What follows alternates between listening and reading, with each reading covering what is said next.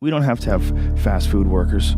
We don't have to have people who work shit jobs. We don't have to. We just need to figure out how to restructure society so everybody somehow or another plays a part, has something to contribute, has something to share. I mean, that's what a real society is supposed to be like. I give you some coconuts, you give me some fish. You know, we make a deal, and you do it back and forth and left and right. And when there's nothing to contribute, then you start looking, the president needs to give us jobs. We need jobs. So instead of something to contribute, you just find something to do with your time.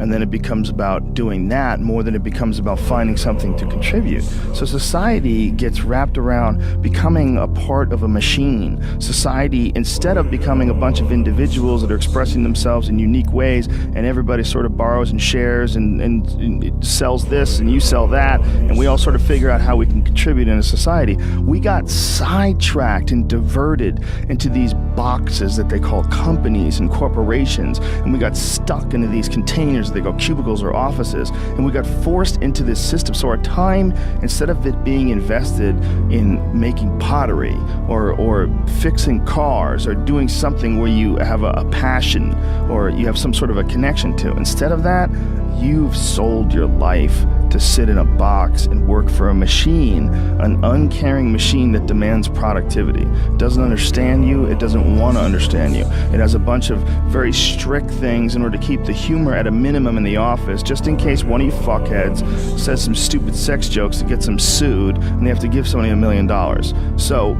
get it together, and this is your life now.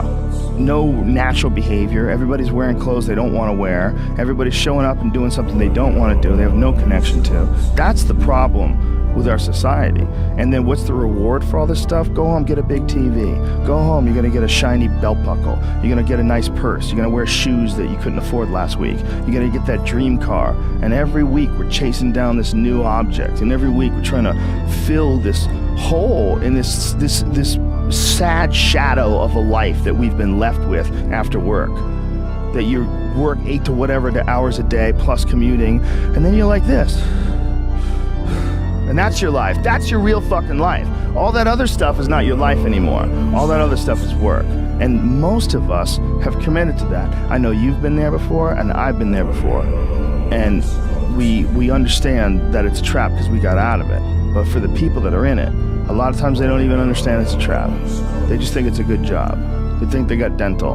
I'm doing really good. I got my own parking spots, got my name on it. And you're just a piece of a heartless, shitty machine that makes money.